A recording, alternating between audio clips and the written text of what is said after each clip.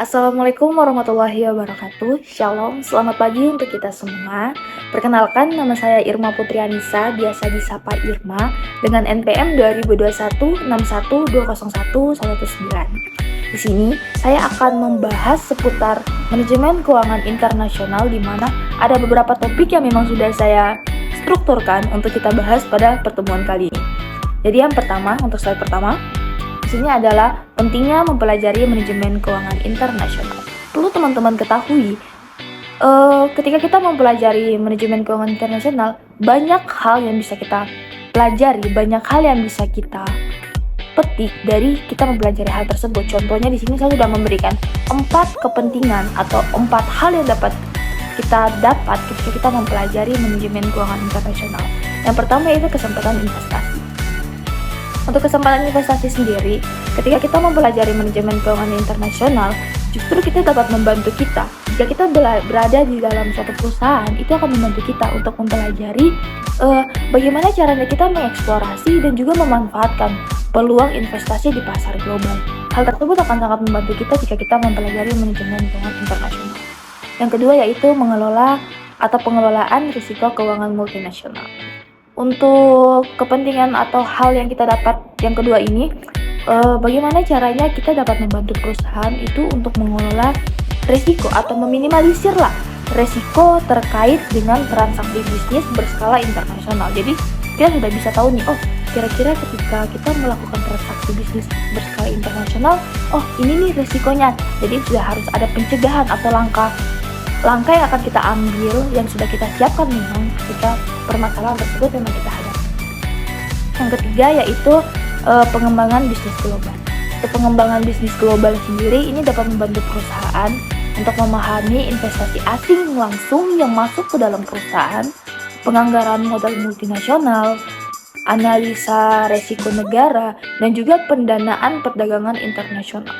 Jadi kita sudah bisa melakukan suatu pengembangan bisnis secara global atau secara merata, secara mendunia lah bahasanya. Yang terakhir yaitu adalah berkaitan dengan keuangan internasional. Untuk manajemen keuangan internasional sendiri, saya rasa teman-teman sudah paham. Kita berbicara yaitu tentang keuangan berskala internasional. Jadi kaitannya sangat erat dengan hal yang keempat ini atau topik yang keempat ini.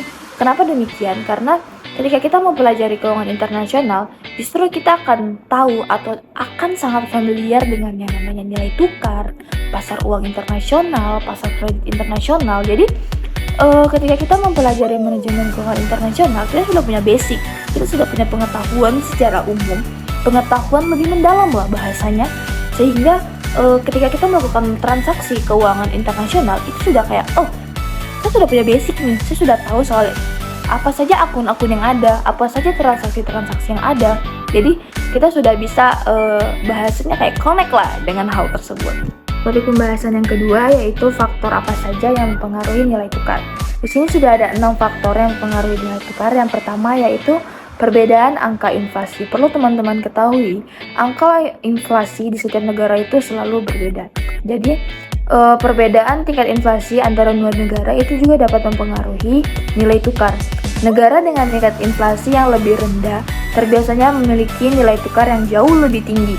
Namun sebaliknya, jika suatu negara memiliki tingkat inflasi yang jauh lebih tinggi, ia akan memiliki nilai tukar yang jauh lebih rendah. Itu untuk perbedaan angka inflasi.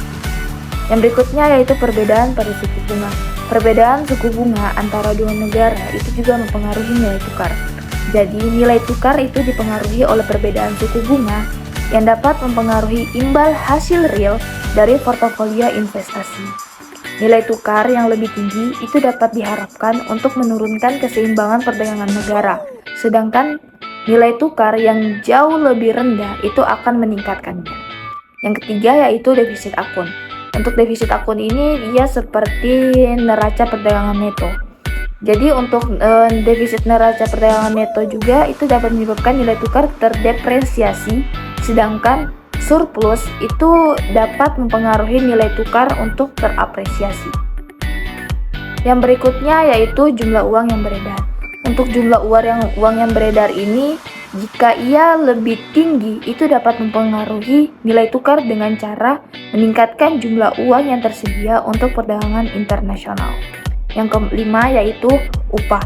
Untuk upah tenaga kerja itu juga sangat mempengaruhi nilai tukar.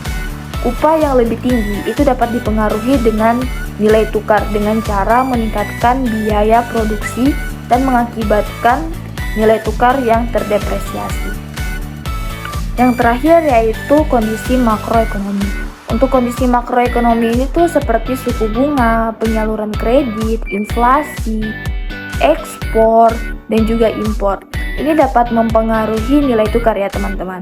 Jadi kondisi makroekonomi ini yang stabil dapat mempengaruhi nilai tukar untuk tetap stabil.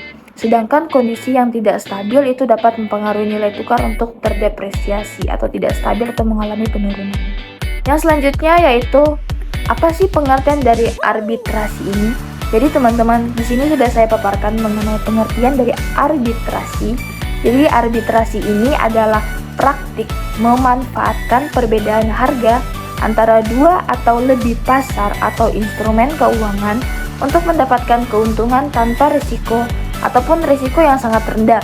Tujuan utama dari arbitrasi ini adalah untuk memanfaatkan ketidakseimbangan atau ketidakkonsistenan harga di pasar yang berbeda. Jadi dia ini lebih memanfaatkan ketidakseimbangan harga di pasar yang berbeda dengan risiko yang jauh lebih kecil. Itu untuk pengertian arbitrasi. Selanjutnya yaitu apa sih yang akan terjadi jika inflasi ini berkelanjutan? Ya di sini ada 5 hal yang akan terjadi jika inflasi itu berkelanjutan. Mungkin ada lebih dari 5, namun di sini yang akan kita bahas yaitu 5 hal yang akan terjadi jika inflasi ini berkelanjutan.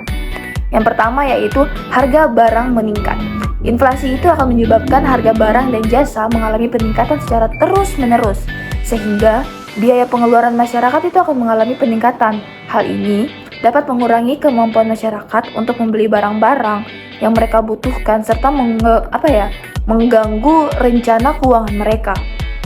Yang kedua yaitu kesejahteraan masyarakat akan menurun. Jadi dampak inflasi secara terus-menerus secara umum itu adalah menurunnya kesejahteraan masyarakat dan stabilitas perekonomian suatu negara itu akan berdampak pada inflasi yang secara berkelanjutan ini. Jadi inflasi itu dapat mengurangi kemampuan masyarakat untuk membeli barang-barang yang mereka butuhkan sehingga kesejahteraan mereka itu akan sangat-sangat berkurang. Yang selanjutnya yaitu pengaruh pada ekonomi negara. Inflasi juga dapat mempengaruhi kemampuan ekspor sebuah negara. Biaya ekspor menjadi lebih mahal dan daya saing produk ekspor menurun, yang dapat menyebabkan devisa itu berkurang. Inflasi juga dapat mengganggu pertumbuhan ekonomi karena masyarakat mengurangi berbelanja dan juga pertumbuhan ekonomi itu akan bergerak sangat lambat atau stagnan. Yang keempat yaitu pengaruh pada minat menabung. Inflasi itu juga dapat mempengaruhi minat orang-orang untuk menabung di bank. Bunga simpanan tabungan menjadi kecil karena tergerus mengalami inflasi. Dan menabung di bank juga mengeluarkan biaya administrasi setiap bulan, sehingga bunga yang diperoleh nasabah itu semakin minim. Yang kelima atau yang terakhir yaitu mempengaruhi kinerja perusahaan. Jadi tingkat inflasi yang sangat tinggi juga atau secara terus-menerus itu dapat mengakibatkan penggerogotan terhadap nilai yang elemen-elemen yang terdapat pada neraca maupun laporan laba rugi.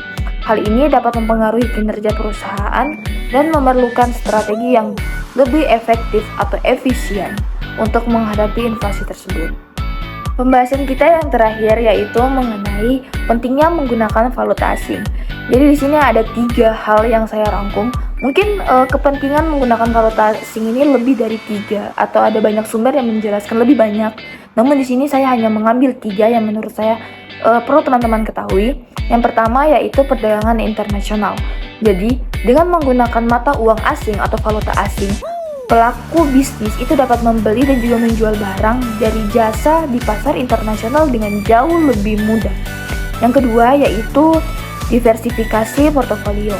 Untuk diversifikasi portofolio ini dengan memiliki investasi dalam berbagai mata uang atau berbagai bentuk valuta asing, itu investor itu dapat mengurangi risiko terkait dengan fluktuasi nilai tukar mata uang. Dan yang terakhir yaitu investasi asing. Untuk investasi asing ini memberikan kesempatan untuk mendapatkan akses ke berbagai peluang investasi di luar negeri yang dapat membantu meningkatkan potensi pengembalian portofolio investasi. Baik, mungkin sekian presentasi dari saya. Kurang lebihnya saya mohon maaf dan sampai jumpa di next video. Bye-bye. Thanks for watching.